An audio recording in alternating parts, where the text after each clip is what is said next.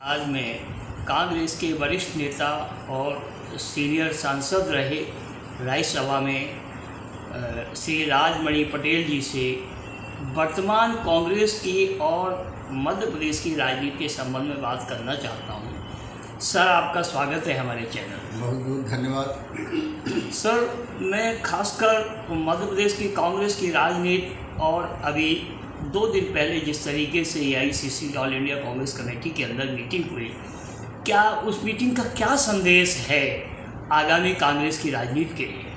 देखिए, पार्टियों की इस तरह की मीटिंग एक सामान्य परंपरा है। बैठकें होती हैं और बैठकों में जो भी मुद्दे आते हैं उस मुद्दे पर विचार होता है। और निश्चित रूप से इसके पहले जो चुनाव हुए, चुनाव कुछ जगह हमारे कांग्रेस पार्टी की आशाओं के अनुरूप नहीं रहा और उसका जो व्यवस्था है उसके आधार पर समीक्षा भी की गई कि आखिर वजह क्या थी, कौन से कारण थे, कहाँ हमारी कमी रही, कहाँ सरकार का सत्ता का दुरुपयोग रहा है। सारे मुद्दे पर मैंने सारी चीज़ों का परीक्षण किया और उसके आधार पर बैठक में निर्णय हुआ कि मैंने सारे मुद्दों पर चर्चा करने के बाद अगर कहीं ज़रूरत है सत्ता में, संगठन में परिवर्तन करने की, कहीं ज़रूरत है किसी पॉलिसी में परिवर्तन करने के लिए, कार्यक्रम में परिवर्तन करने के लिए, इन सारे मुद्दों पर चर्चाएं हुई हैं। उसमें निश्चित रूप से पार्टी के हित में हाईकमांड जो निर्णय लेगा वो निश्चित रूप से पर अमल होगा, उस दिशा में कांग्रेस बढ़ेगी। सर, दूसरा सवाल ये है, जिस तरीके से मुद्दे निकल के आए थे उस मीटिंग में, खासकर जातिगत जनगणना का मुद्दा और खासकर जिस तरीके से मतलब संगठन में बदलाव किया जाए, आपको लगता है कि जातिगत जनगणना होने कांग्रेस प्रदर्शन करेगी जातिगत जनगणना के दबाव डालने के लिए सरकार पर? क्या आपको लगता है कि कांग्रेस का प्रदर्शन कामयाब होगा? देखिए, ऐसा है कि कांग्रेस पार्टी विपक्ष में है और विपक्ष में रह करके अपनी भूमिका को अदा कर रही है और कांग्रेस पार्टी का जहाँ तक सवाल है, बड़ा स्पष्ट कांग्रेस का एजेंडा है कि एक कांग्रेस सरकार आए तो कांग्रेस ने तो हमारे नेताओं ने खुलकर के कहा कि हमारी प्राथमिकता है, हम महसूस करते हैं हमारी पार्टी के देश के हित में और देश के बहुसंख्यकों के हित में ये जरूरी है कि सेंसस कराई जाए, जातिगत गणना कराई जाए और आरक्षण जब 50% का सीमा टूट गई है तो निश्चित रूप से जनसंख्या के अनुपात में आरक्षण का भी प्रावधान किया जाए। वो निश्चित रूप से कांग्रेस करेगी और भारतीय जनता पार्टी तो कथनी करनी अलग है।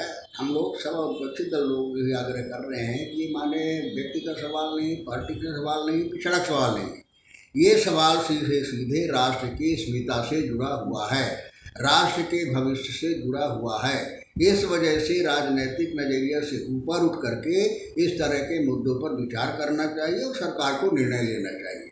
अब सरकार क्या करती है, सरकार का काम है। सर, जिस तरीके से Rahul Gandhi ji SC ST OBC और खासकर जातिगत जनगणना के मुद्दे उठा रहे हैं, ये जन धारणा रही है कांग्रेस पार्टी के अंदर। उनका एक कोर कमेटी होती थी या कोर जो समर्थक होते थे वो इस सब चीज़ों को लागू नहीं होने देना चाहते थे। अब आपको ये संभावना लग रही है ये सब राहुल गांधी का कार्यक्रम इम्प्लीमेंट हो जाएगा या उनकी जो अंदर बैठे हुए जो पदाधिकारी हैं वो इस पर रोक लगाएंगे या कोशिश करेंगे?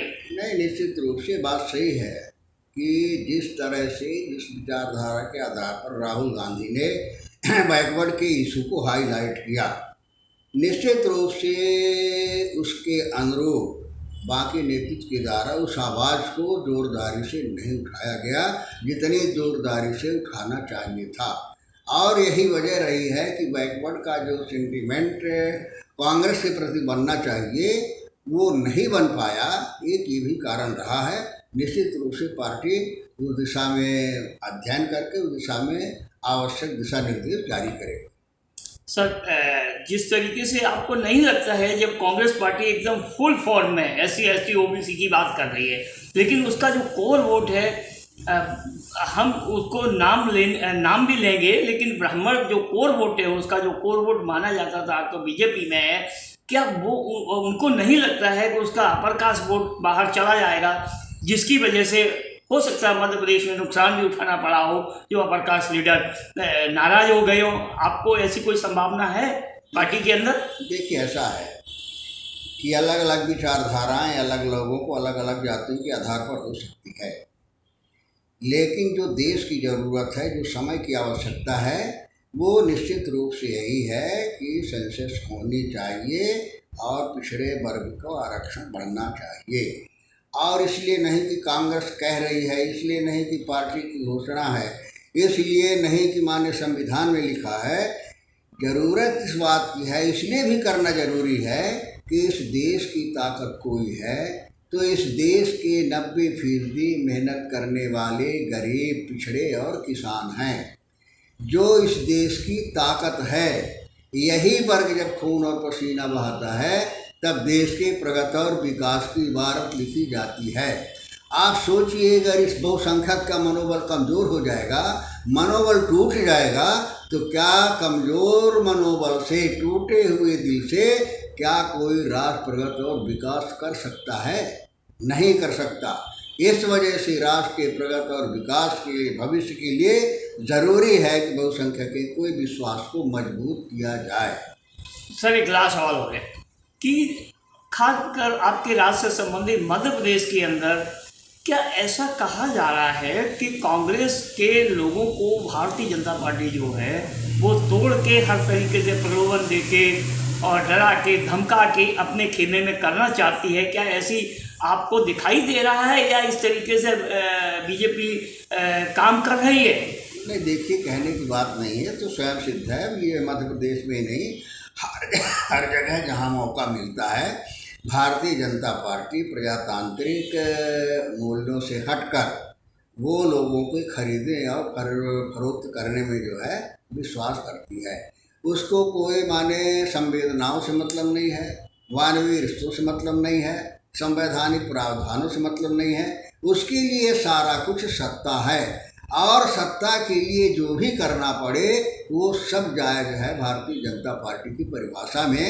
इस वजह से वो इन चीज़ों की, करप्शन की, खरीदने की, बांटने की, जाति नफरत फैलाने की, इसमें मास्टरी